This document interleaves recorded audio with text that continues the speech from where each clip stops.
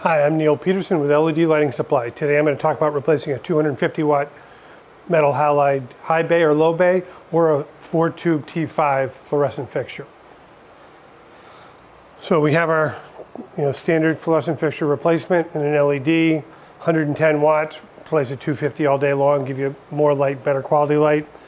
We have our high bay, low bay canopy type solutions. These are low bay canopies for surface mount or pendant mount.